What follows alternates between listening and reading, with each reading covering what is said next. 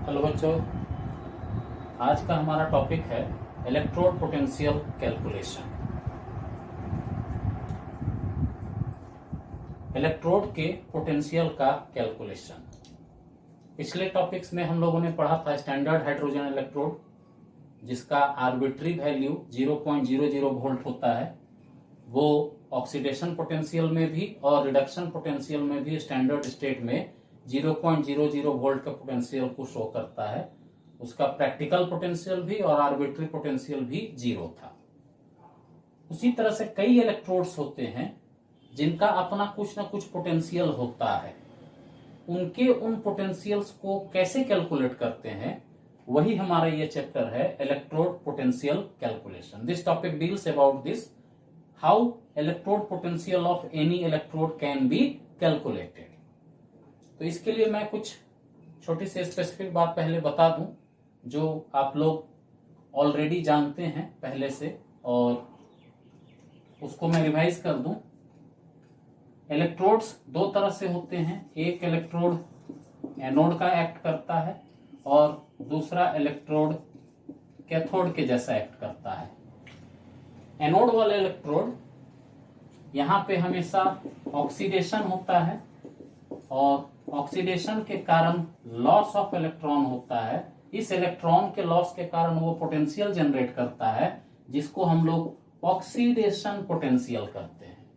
और अगर ये सारा कुछ स्टैंडर्ड स्टेट में हो रहा हो तो उस जनरेटेड पोटेंशियल को स्टैंडर्ड ऑक्सीडेशन पोटेंशियल कहते हैं। यानी कि इलेक्ट्रॉन के लॉस से जो पोटेंशियल जनरेट हो रहा है, that will be known as standard oxidation potential. दूसरा है कैथोड। कैथोड पे हमेशा रिडक्शन होता है। रिडक्शन का मतलब गेन ऑफ इलेक्ट्रॉन, और इलेक्ट्रॉन के गेन करने के कारण जो पोटेंशियल होता है उसे हम लोग रिडक्शन पोटेंशियल कहते हैं। और जब सारा रिडक्शन पोटेंशियल स्टैंडर्ड स्टेट में हो रहा हो, then it is called standard reduction potential. Standard का मीनिंग सभी लोग जानते हैं। जब कंसंट्रेशन 1 मोलैरिटी हो, जब टेम्परेचर 298 केल्विन हो, जब प्रेशर 1 atm का हो, इन कंडीशंस में जब कोई रिएक्शंस हो रहा हो एनोडिक और कैथोडिक हाफ पे, तो वो कहलाता है स्टैंडर्ड स्टेट। और स्टैंडर्ड स्टेट के पोटेंशियल्स दो तरीके से, स्टैंडर्ड ऑक्सीडेशन पोटेंशियल और स्टैंडर्ड रिडक्शन पोटेंशियल। तो हमारा इलेक्ट्रोड या तो एनोड का काम कर सकता है या तो कैथोड का काम कर सकता है। जब वो एनोड या कैथोड के जैसा एक्ट करे और उसका हमें पोटेंशियल को कैलकुलेट करना हो, तो कैसे कैलकुलेट करते हैं? तो किसी भी इलेक्ट्रोड के पोटेंशियल्स को हम लोगों को कैलकुलेट करने के लिए उसे हम लोग कैलिब्रेट करते हैं, साथ में पेयरिंग करते हैं with SHE। Standard hydrogen electrode के साथ उसकी पेयरिंग की जाती है। इसलिए की जाती है कि विदाउट पेयरिंग किसी भी एक इलेक्ट्रोड के पोटेंशियल को कैलकुलेट कर पाना पॉसिबल नहीं है। एक सिंगल इलेक्ट्रोड के पोटेंशियल को हम लोग मेजर नहीं कर सकते हैं। जैसा कि मैंने पिछले भी लेक्चर्स में बताया था कि वो मैकेनिज्म हम लोग जान सकते हैं कि how potential generates in a single electrode, but potential generated by a single electrode can not be measured. उसको मेजर करने के लिए किसी न किसी दूसरे इलेक्ट्रोड के साथ उसको कैलिब्रेट करना होता है, और यहां पर कैलिब्रेशन करने के लिए हम लोग यूज करते हैं स्टैंडर्ड हाइड्रोजन इलेक्ट्रोड का। इसके अलावा भी दूसरे इलेक्ट्रोड्स को हम लोग यूज कर सकते हैं, जैसे 1 नॉर्मेलिटी के कैलोमेल इलेक्ट्रोड को भी यूज कर सकते हैं, ये भी एक स्टैंडर्ड रेफरेंस इलेक्ट्रोड है। या 0.1 नॉर्मेलिटी के दूसरे कैलोमेल इलेक्ट्रोड को भी हम लोग यूज कर सकते हैं। कैलोमेल इलेक्ट्रोड का मतलब HgHg2Cl2 paired with KCl। Mercury mercurous chloride के सॉल्यूशन को पोटेशियम क्लोराइड के साथ रखते हैं और इन दो अलग अलग कंसंट्रेशंस पर रखते हैं, then they are known as calomel electrode. ये कैलोमेल इलेक्ट्रोड भी यूज हो सकता है स्टैंडर्ड के तौर पर। हाइड्रोजन इलेक्ट्रोड तो हम लोग यूज करते ही हैं। और सेचुरेटेड KCl को भी हम लोग स्टैंडर्ड के तौर पर यूज कर सकते हैं to calculate the potential of any single electrode. किसी एक सिंगल इलेक्ट्रोड के पोटेंशियल को कैलकुलेट करने के लिए इनमें से हम लोग किसी को भी यूज कर सकते हैं। हम लोग अक्सर जनरली यूज करते हैं SHE का।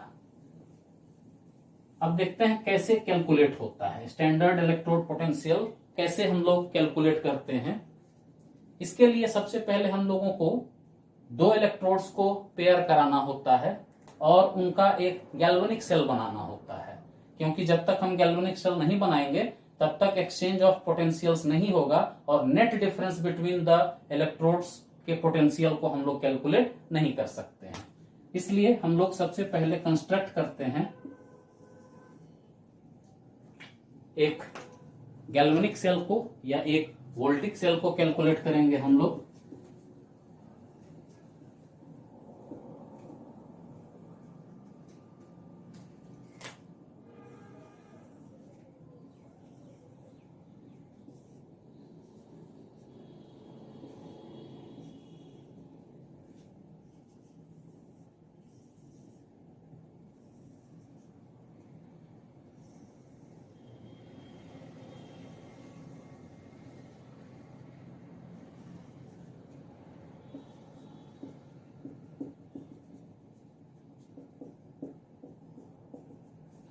ये एक रफ डायग्राम है जहां पर हमने एक गैल्वेनिक सेल को कंस्ट्रक्ट किया और दो डिफरेंट इलेक्ट्रोड्स को लगाया।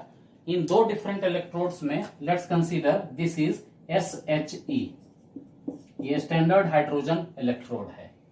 दूसरी बात याद रखेंगे हमेशा, कन्वेंशन है IUPAC का, लेफ्ट हैंड साइड हमेशा एनोड होता है और राइट हैंड साइड हमेशा कैथोड होता है।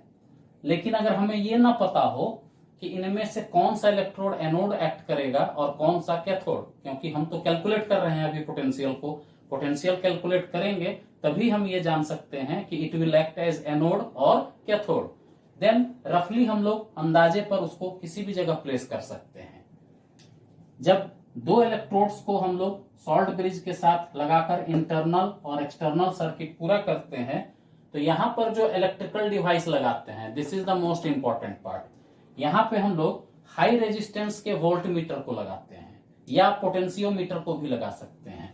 तो ये हाई रेजिस्टेंस वोल्ट मीटर को वाल्व वोल्ट मीटर भी कहा जाता है और ये valve volt meter helps in calculating the potential of the electrode.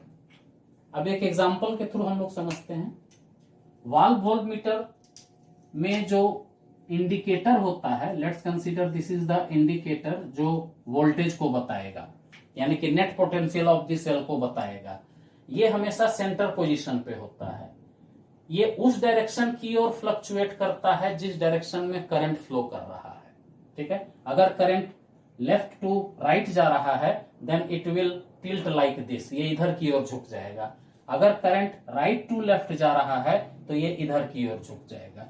ये वाल्व वोल्टमीटर के डायरेक्शन से ही हम लोग अंदाजा लगाते हैं कि करंट का फ्लो किधर है, और सभी लोग जानते हो करंट के फ्लो के अपोजिट डायरेक्शन में इलेक्ट्रॉन का फ्लो होता है। तो इलेक्ट्रॉन के फ्लो से, जैसे इलेक्ट्रॉन का फ्लो किधर होता है, फ्लो ऑफ इलेक्ट्रॉन वो होता है एनोड टू कैथोड, सभी लोग जानते हो, और करंट इसके अपोजिट डायरेक्शन में जाता है तो करंट अपोजिट में जाएगा यानी कि कैथोड टू एनोड। जब ये सारा सेटिंग हो जाता है, इन्हीं दो बातों से हम लोग आइडेंटिफाई करते हैं which will act as anode and which will act as cathode, क्योंकि कन्वेंशन है LHS में एनोड होना चाहिए और RHS में कैथोड होना चाहिए। वोल्ट मीटर के डायरेक्शन को देखकर हम अंदाजा लगा लेंगे किधर इलेक्ट्रॉन जा रहा है और किधर करंट का फ्लो हो रहा है। इस बात को समझने के लिए हम लोग एग्जांपल्स के थ्रू इसको पता करेंगे कि how potential is calculated for the single electrode. Potentials को कैलकुलेट करने के लिए हमें सेल पोटेंशियल के फॉर्मूला की आवश्यकता होगी, और सेल पोटेंशियल का फॉर्मूला सिंपल सा है E डिग्री सेल। मैंने पहले भी बताया था, डिग्री जब हम लोग लिखते हैं तो इसका मतलब होता है कि हम स्टैंडर्ड स्टेट में रिएक्शंस को करा रहे हैं। E degree cell. अब हमने बताया कि ऑक्सीडेशन पोटेंशियल और रिडक्शन पोटेंशियल दोनों हो सकते हैं। अगर ऑक्सीडेशन से पोटेंशियल निकाल रहे हैं हम तो उसका स्टैंडर्ड ऑक्सीडेशन पोटेंशियल मेंशन करते हैं, और अगर हम रिडक्शन पोटेंशियल का स्टैंडर्ड निकाल रहे हैं तो वह स्टैंडर्ड रिडक्शन पोटेंशियल हो सकता है। एक इलेक्ट्रोड का दोनों में से कोई भी एक टर्म में पोटेंशियल दिया हुआ हो सकता है। इसलिए सेल पोटेंशियल को कैलकुलेट करने के लिए 3 फॉर्मूले हैं। अगर एनोड का ऑक्सीडेशन पोटेंशियल दिया हो और कैथोड का रिडक्शन पोटेंशियल दिया हो, ध्यान से सुनेंगे, एनोड का ऑक्सीडेशन पोटेंशियल हो और कैथोड का रिडक्शन पोटेंशियल हो, तब हम फॉर्मूला यूज करते हैं E degree anode plus E degree cathode. इस फॉर्मूला को हम लोग यूज करते हैं। सेकेंड कंडीशन,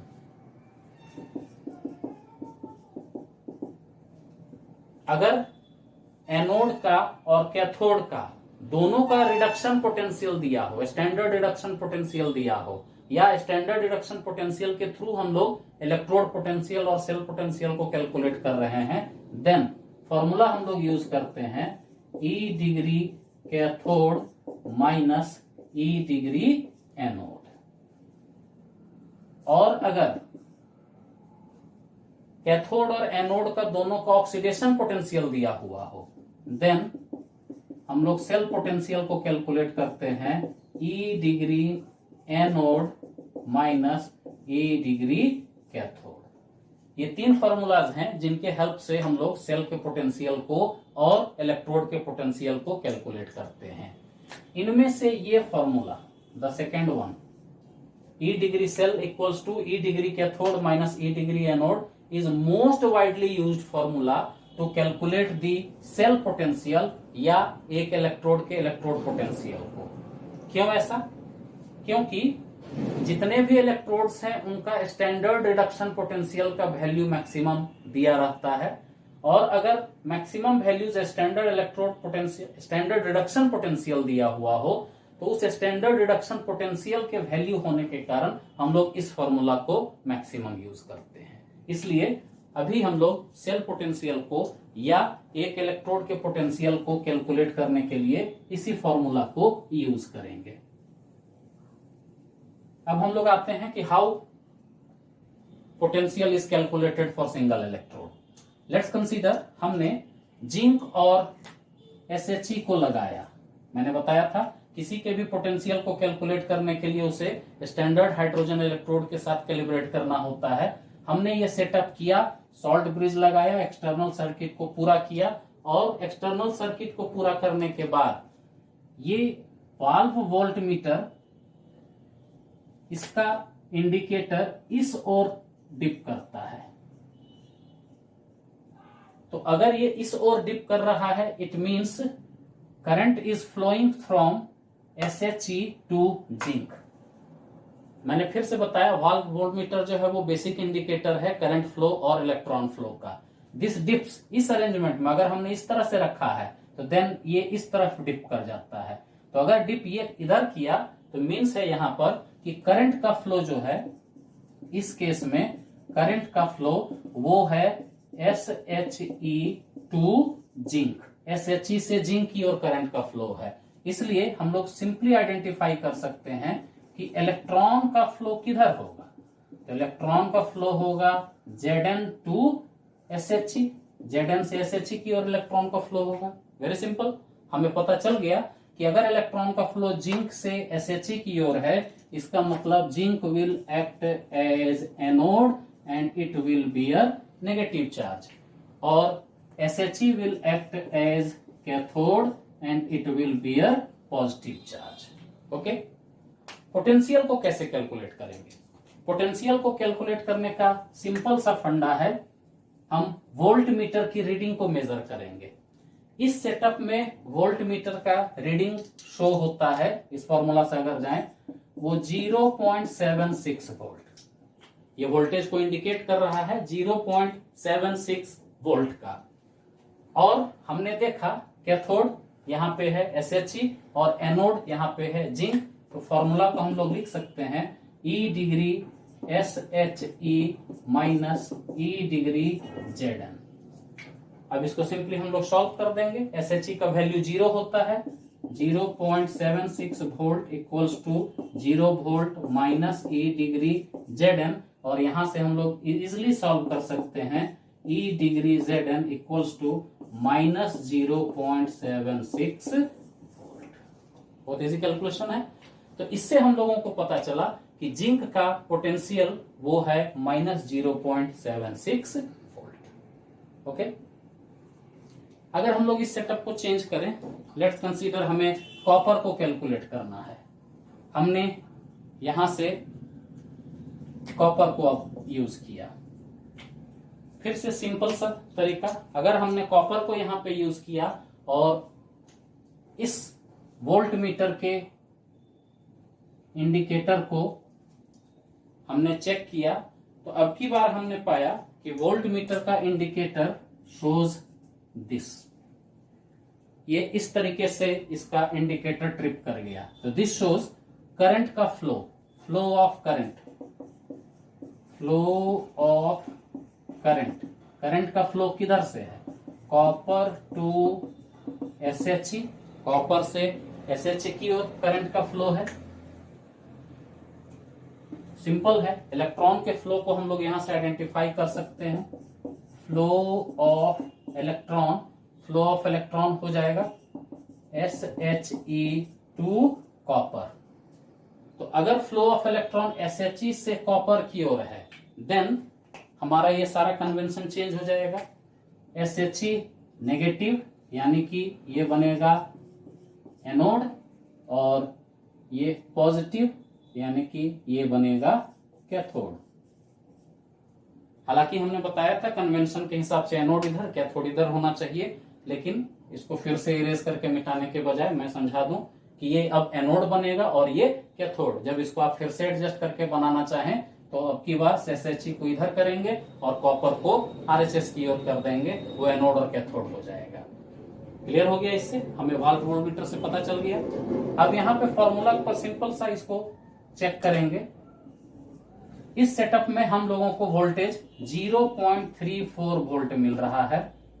कैथोड हमारा है कॉपर, यानी कि E डिग्री Cu माइनस हमारा एनोड है SHE, E degree SHE। SHE का वैल्यू 0 होता है, 0.34 volt, E degree Cu minus 0, इसलिए E degree Cu potential of copper becomes 0.34 volt और ये आएगा पॉजिटिव में। तो इस तरीके से कॉपर का पोटेंशियल प्लस 0.34 वोल्ट है, जिंक का पोटेंशियल माइनस 0.76 वोल्ट था, और ये दोनों इंडिकेट कर रहे थे कि कोई एक एनोड का एक्ट करेगा और कोई दूसरा कैथोड का, इसलिए उनके पोटेंशियल्स के वैल्यू पॉजिटिव और नेगेटिव आ रहे थे इन कंपैरिजन ऑफ SHE। ध्यान देंगे ये पॉजिटिव और नेगेटिव वैल्यू SHE के कंपैरिजन में है।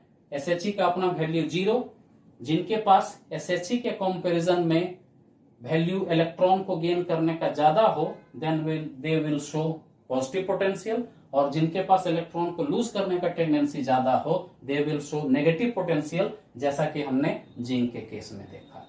तो this is the simple method, ये बहुत सिंपल सा मेथड है how potential of this cell is calculated. और अगर दोनों इलेक्ट्रोड्स के पोटेंशियल को स्टैंडर्ड रिडक्शन पोटेंशियल के टर्म्स में वैल्यू दिया रहे, तो इस फॉर्मूला को हम लोग कैलकुलेट कर सकते हैं और किसी भी इलेक्ट्रोड के या सेल के पोटेंशियल को कैलकुलेट किया जा सकता है। ओके स्टूडेंट्स,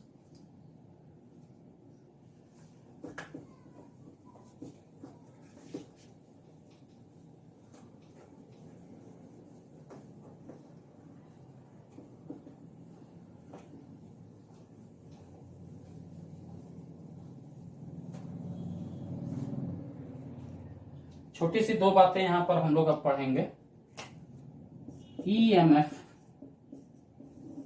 और पोटेंशियल डिफरेंस क्या है और उनके बीच में डिफरेंस क्या है। EMF का फुल फॉर्म इलेक्ट्रोमोटिव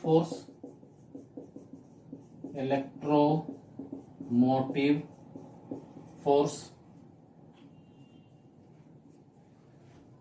ये वो ड्राइविंग फोर्स है जो किसी भी सर्किट में इलेक्ट्रॉन को फ्लो करने का टेंडेंसी को जनरेट करता है।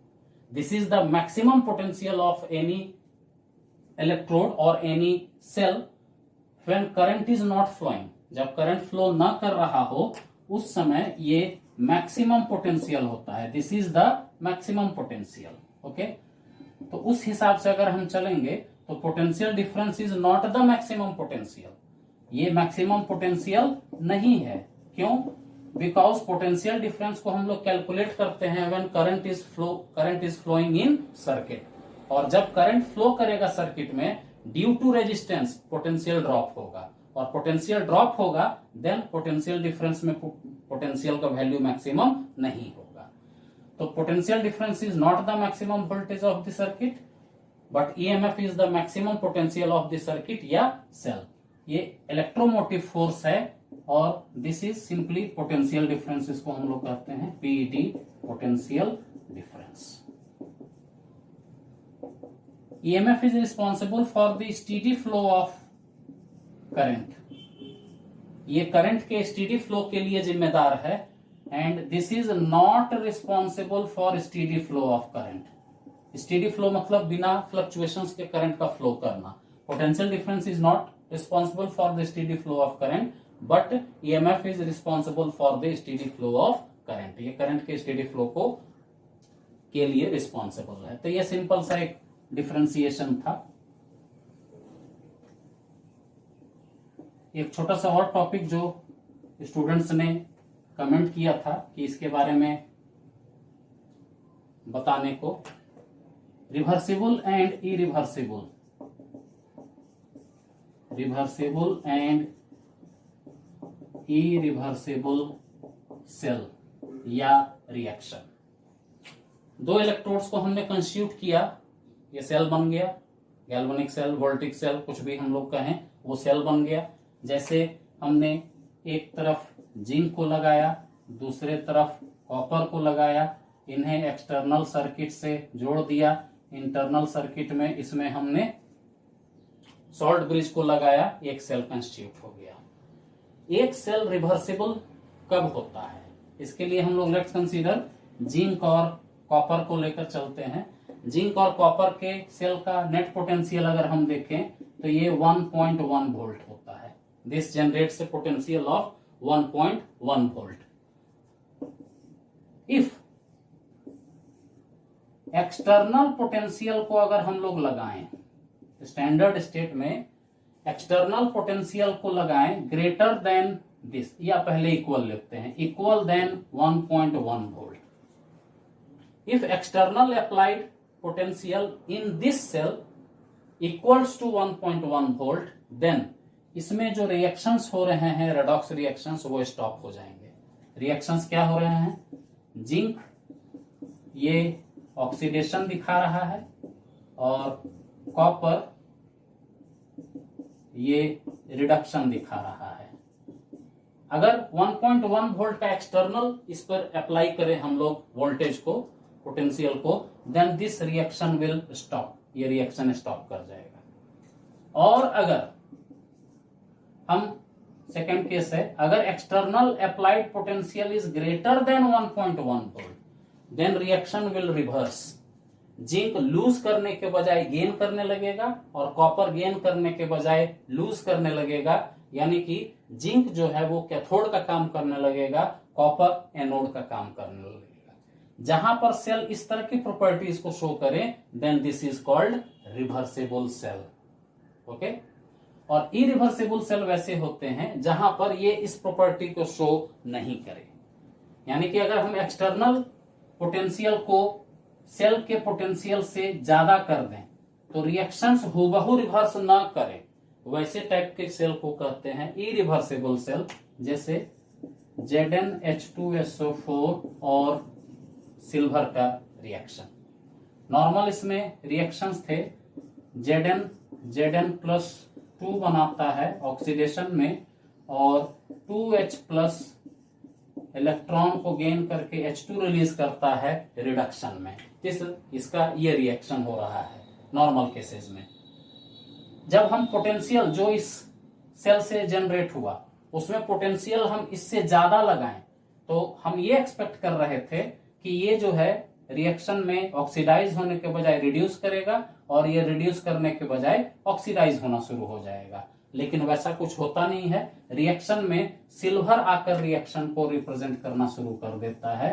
ये सिल्वर रिड्यूस होना शुरू हो जाता है इंस्टेड ऑफ हाइड्रोजन।